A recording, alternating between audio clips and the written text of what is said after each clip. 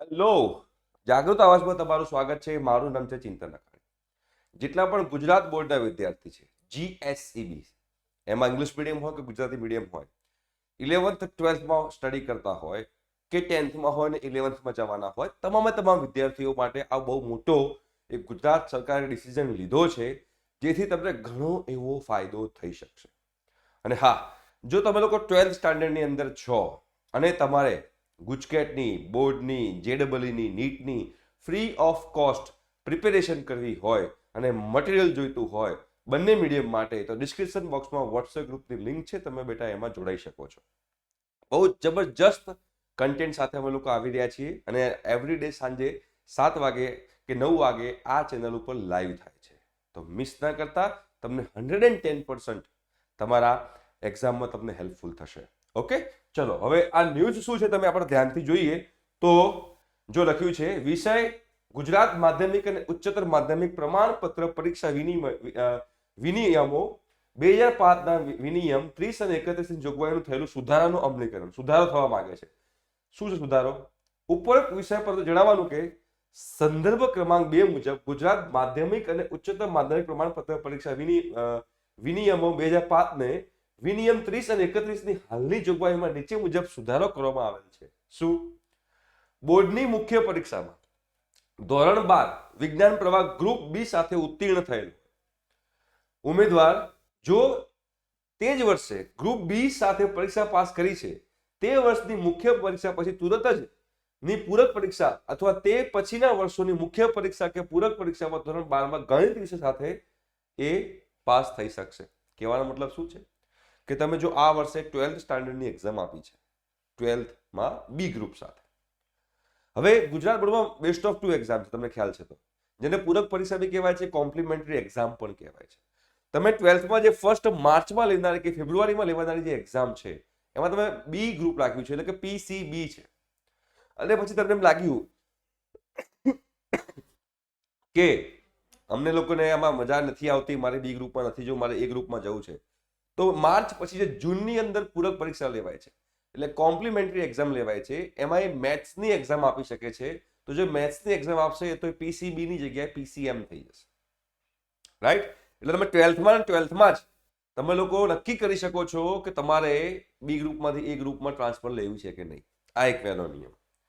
બીજો નિયમ છે, બોર્ડની જાહેર પરીક્ષાનો પુનઃ પરીક્ષાર્થી વિષય જૂથની મર્યાદામાં વિશે ફેરફાર કરી શકશે. પુનઃ પરીક્ષા આપવાવાળા લોકો પણ ફેરફાર કરી શકશે. શું કહેવા માંગે છે? ધોરણ 12 વિજ્ઞાન પ્રવાહમાં ગ્રુપ બી સાથે અનુત્તીર્ણ થયા હોય, તમે ફેલ થયા છો, ધોરણ 12માં બી ગ્રુપ સાથે ફેલ થયા છો, બરોબર, અને તમે ફરીથી પરીક્ષા આપો છો અને ગ્રુપ બી ની જગ્યાએ તમારે ગ્રુપ એ અથવા ગ્રુપ એ બી પસંદ કરવું તો તમે કરી શકશો. બી ગ્રુપમાં તમે ફેલ થયા છો અને તમે ફરીથી પરીક્ષા આપી રહ્યા છો, એમાં ગ્રુપ એ અથવા એ બી તમારે જે પસંદ કરવું કરી શકો છો. એટલે ફેલ થયા હો, તમારે બીજી પરીક્ષા આપી રહ્યા છો, તો તમે ગ્રુપ ચેન્જ કરી શકશો. એના સિવાય ધોરણ 11 વિજ્ઞાન પ્રવાહનો વિદ્યાર્થી પ્રથમ સત્રના અંત સુધીમાં અથવા બીજા સત્રના અંત સુધીમાં ગ્રુપ એમાં અથવા ગ્રુપ બીમાં અથવા ગ્રુપ એબીમાંથી કોઈ પણ ગ્રુપ બદલીને ધોરણ 11નો અભ્યાસ કરી શકશે. એટલે પ્રથમ સત્ર હોય કે અંત સુધીમાં તમે કોઈ પણ ગ્રુપ બદલી શકશો. બરાબર છે? ચાલુ 11માં ધોરણે પણ તમે ગ્રુપ બદલી શકશો, એવું કહેવા માંગે છે. 11th સ્ટાન્ડર્ડ કન્ટિન્યુ હોય તમે ગ્રુપ બદલી શકશો. જો કોઈ વિદ્યાર્થી ધોરણ 11 વિજ્ઞાન પ્રવાહ ગ્રુપ એ અથવા ગ્રુપ બી અથવા ગ્રુપ બી સાથે ઉત્તીર્ણ થયો, જો તમે ગ્રુપ ધોરણ 11માં તમે સ્ટાન્ડર્ડ 11 ની અંદર ગ્રુપ એ અથવા ગ્રુપ બી અથવા એબી માંથી પાસ થયા છો અને 12thમાં જાઓ છો, તો ત્યાં પણ તમે ગ્રુપ બદલી શકશો અને તમે તમારો અભ્યાસ કરી શકશો. એટલે ઇન શોર્ટ, તમે લોકો ક્યારેય પણ તમારું ગ્રુપ બદલી શકો છો.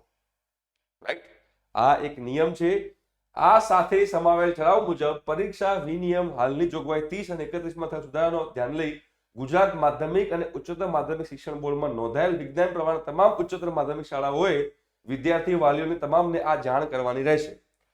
સદર સુધારેલ જોગવાઈ અન્વયે ગુજરાત માધ્યમિક અને ઉચ્ચતર માધ્યમિક શિક્ષણ બોર્ડ ગાંધીનગર દ્વારા ધોરણ 12 વિજ્ઞાન પ્રવાહની ફેબ્રુઆરી 2025માં યોજનાર પરીક્ષામાં ઉપસ્થિત થનાર જો કોઈ ઉમેદવાર આ સુધારેલ જોગવાઈનો લાભ લેવા ઈચ્છતા હોય, તો તેવા ઉમેદવારોને ફેબ્રુઆરી 2025 પરીક્ષા માટે ઓનલાઈન આવેદનપત્રની પ્રિન્ટ આઉટમાં ગ્રુપની સામે લાલ પેનથી સુધારો કરી શાળામાં લેટર આધાર સાથે બોર્ડની ગાંધીનગર ખાતેની વિજ્ઞાન પ્રવાહની ક શાખામાં શાળા મારફતે રૂબરૂ 6/1/2025 સુધીમાં દરખાસ્ત કરવાની રહેશે. કહેવાનો મતલબ એમ છે કે જો તમારે હજુ પણ ગ્રુપ બદલવું હોય, ગ્રુપ એમાં છો ગ્રુપ બીમાં જવું છે, ગ્રુપ બીમાં છો ગ્રુપ એમાં જવું છે, એ બી કરવું છે તો પણ તમે કરી શકશો. શું કરવાનું છે, શું કીધું છે? જો ઓનલાઈન ભરેલ આવેદનપત્ર, તમે જે આવેદનપત્ર ભરેલું છે એની પ્રિન્ટ આઉટમાં ગ્રુપની સામે લાલ પેનથી સુધારો કરી શાળાના લેટર હેડ આધાર સાથે શાળામાં જવાનું, એનો લેટર હેડ લેવાનો.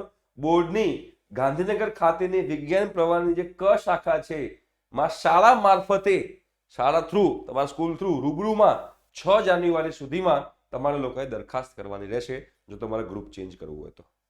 રાઈટ, તો આખો ડિટેલ વિડીયો છે, તમે લોકો ધ્યાનથી સમજી લેજો. જો કોઈને ગ્રુપ ચેન્જ કરવું હોય ભવિષ્યમાં તો પણ કામમાં આવશે. હાલ ગ્રુપ ચેન્જ કરવું તો તમે કરી શકશો. તો આ બધી વસ્તુ ધ્યાનમાં રાખી તમે તમારી એક્ઝામની પ્રિપેરેશન કરજો. ઠીક છે? અને બેટા ગ્રુપમાં જોડાવું હોય તો ભૂલતા નહીં. Thank you so much. By.